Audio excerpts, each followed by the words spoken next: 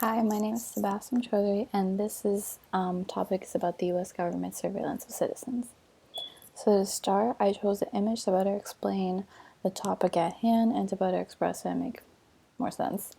So this shows a man going through a security check, which is perfectly normal. It's found in airport security and any place that checks security. However, this man is going through NSA surveillance. On his body, it says U.S. public, and the officer on the outside says now stay like that forever.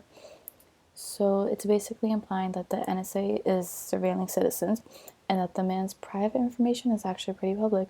His body, his personal information is public to them, and the body scanner is their way of saying that, hey, we're watching, we have all the information, and we're going to continue doing this. So let me give you a little background on the topic.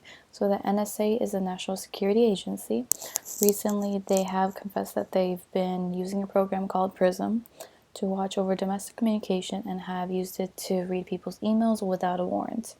So the NSA is responsible for global monitoring, collection, and processing foreign and domestic violence.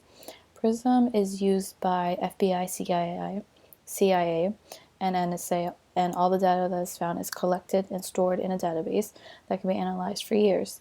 The NSA claims this is their way of protecting the country from any foreign attacks in the future. However, they go further by collecting data from large corporations. Corporations such as Facebook, Google, AT&T that have millions of users and that people are always giving personal information to because of the openness to it and because of the safety. They're always reading about privacy rights about them, so they never expect that their information is being requested from the government. However, the government does request the information from them. For example, in 2017, 32,716 requests were made for Facebook about personal information about their users. This is a problem because it's a violation of the Fourth Amendment and our privacy rights. So, the ASM Code of Ethics. The NSA has continued to collect information by intercepting emails and saving it within their database. They've continued to do this without a warrant, and this basically breaks the ASM Code of Ethics to honor confidentiality and to respect privacy. So, according to the Code of Ethics, professionals should only use personal information for important reasons without violating anyone's personal rights. And this is very important in the technological field because of the easy access to data. For instance, Facebook, people are posting all the time. Your email is there. You're getting constant ads that are usually based on your likings or your search history. So your data is being collected. However, no one is expecting the US government to come and request the data. Although they are saying it's for a security reason, however, between 2017 and 2018, thousands of queries were collected and they were found with no evidence of a crime. So all this data that was collected that they're claiming it to be for security reason, it's all just personal data that was never in sort of any crime, any foreign intelligence, and it's just being collected for their own personal search. And in a way, it keeps the power over us. So the NSA claims this is for the safety of Americans, and they usually only focus on international communication. However, that's also flawed because in America, majority of their family is outside the United States, so there's always going to be communication outside the United States. So if they're intercepting these emails, these are technically personal emails as well. So the next is the counter argument. This will cover the opposite side of the issue, the other side of the issue, why this is a good thing technically. So a big supporter of this is the Defense Department that claims that some sort of monitoring should be kept because it allows them to detect any homegrown violent extremists. So these are the people that are mainly in their scope and they do not interfere with the lives of regular Americans, so they say. So the Defense Department claims that only metadata is collected. So now metadata is all general information, no personal information is involved, and all foreign communication is looked at more closely. So compared to other communication within the United States, that data would not be collected. The Defense Department supports this and thinks this should be continued because it's a security measure for the United States to avoid any personal attacks, such as the one in 2001 because of 9/11. Because of that, surveillance has actually increased, and the Defense Department believes the increased security will avoid that. So I used two theories to actually support my idea of it, and I used the utilitarian idea and the Aristotelian idea because I think it will better express that side of the view and how the US should not be exactly violating our rights like this. So the utilitarian idea mentions that the idea will bring about the greatest benefit and the least harm for the greatest number of people. The U.S. government uses this approach by claiming that this data is to protect their American citizens from any potential threats, and that the metadata collected is not personal information. However, this also contains a flaw. To achieve the best result, we may have to violate the rights of some individuals. So this says some, but in this case, in order to enhance security measures like this with surveillance, the rights of all American citizens is being violated. And the metadata that they claim is all general information.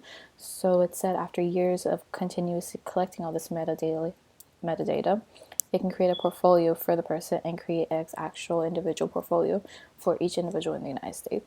So technically, all the information that they are being collected does lead to being personal information. Therefore, this idea is technically flawed.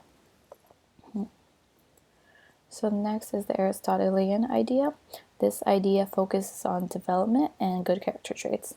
So with the belief that good decisions will be result in a good result. So the NSA, FBI, CIA, government, and Department of Defense claim that this is the best option to prevent any future attacks. All of them believe that this was a good idea, but the flaw in this theory mentions that good ideas don't always lead to good results. So the idea of using surveillance breaks our privacy rights, Fourth Amendment, human rights, ethical rights. However, many Americans are actually angered by this because of the recent investigation or recent exposure to the idea that the NSA is actually recording our data, intercepting our emails. Before they kept this a secret and have continued to keep it a secret until 2013 when one of their former employees exposed them for this. So now let's look at a global perspective. So globally, the idea of surveillance is actually pretty well accepted, especially in countries such as the Middle East and East Asia. So due to growing technology, cities that are more, saying, advanced in technology are planning to use it as like a smart city, safe city platform. So two countries that are really using it now are China and Russia. Those people are monitoring their citizens and their cities, and they are selling the technology globally.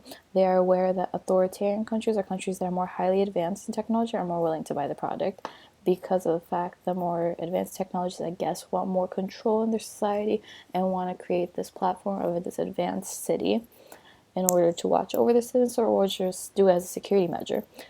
In other ways, it's still a flaw because of the fact that their personal information is being exposed, and most people in the cities will be technically, all their public information will be exposed to the government or whoever's watching over the city.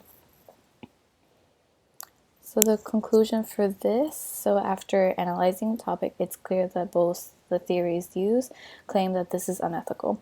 It's clear that the NSA has been doing this for a while. They broke the Fourth Amendment and they were trying to keep this a secret.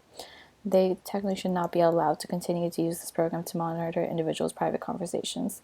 Although they claim this is a security measure to them, all the rights of American citizens are at stake, and this personal information is being collected from this data.